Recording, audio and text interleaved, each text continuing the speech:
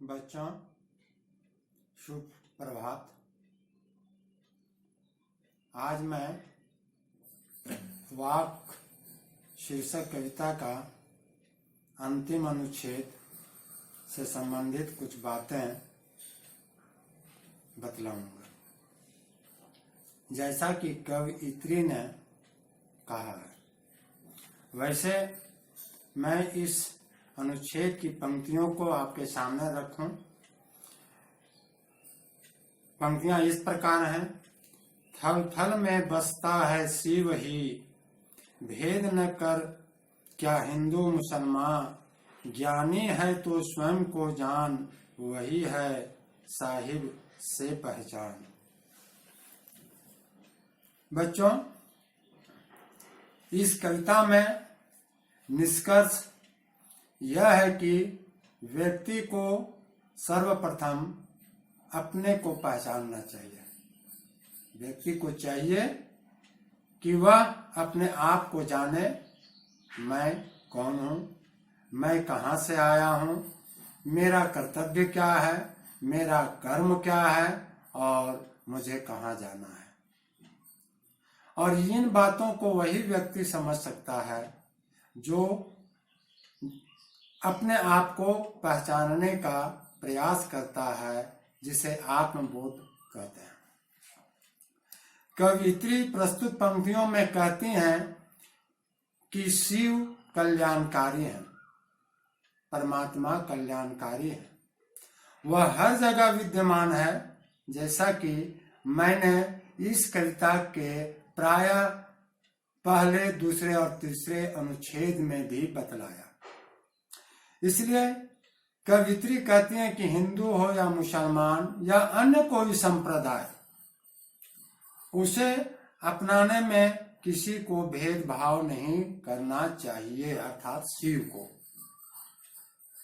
कवयित्री ज्ञानी पुरुष को संबोधित करके कहती हैं कि अगर व्यक्ति सच्चा ज्ञानी है तो वह स्वयं को जानता है, यदि नहीं है इसका मतलब है कि उसे आत्मबोध नहीं है, आत्मा से संबंधित ज्ञान नहीं है। कवयित्री निष्कर्ष रूप में ये कहती हैं कि आत्मा से ही परमात्मा को जाना जा सकता है। शिव कल्याणकारी हैं, समय समय पर ये अकल्याणकारी भी होते हैं।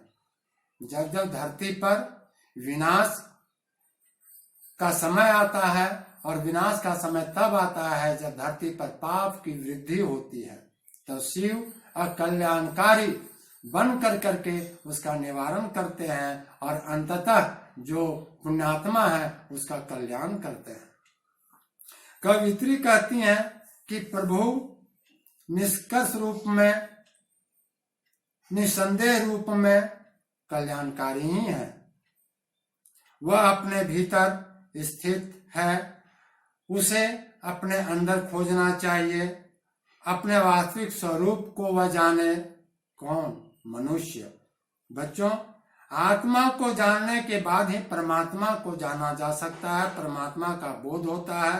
अतः ईश्वर को पहचानने का मार्ग ही आत्मज्ञान है, इसे ही आत्मज्ञान कहते हैं।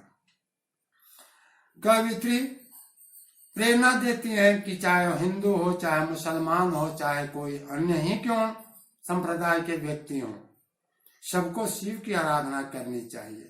शिव को की आराधना करने के लिए कवयित्री प्रेरित करती है। इसी से स्पष्ट होता है कि उसके मन में सांप्रदायिक भेदभाव नहीं है।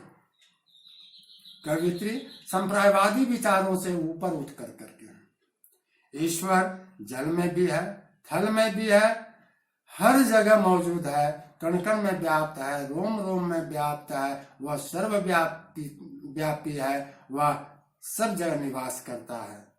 अतः निष्कर्ष यह है इस कविता का या इस अनुच्छेद का कि सच्चा ज्ञानी वह है जो अपनी आत्मा के बारे में जानता हो। बच्चों, इसमें आत्मा को पहचानने की बात कही गई है, सांप्रदायिकता से ऊपर उठकर जीने की बात कही गई है, और ईश्वर कण कण में निवास करते हैं, इन बातों की भी अभिव्यक्ति दी गई है। बच्चों, संभवतः आपको यह समझ में आ गया होगा। मैं इससे संबंधित प्रश्न दे रहा हूं, उन प्रश्नों का जवाब आप संक्षिप्त रूप में लिखने का प्रयास करेंगे।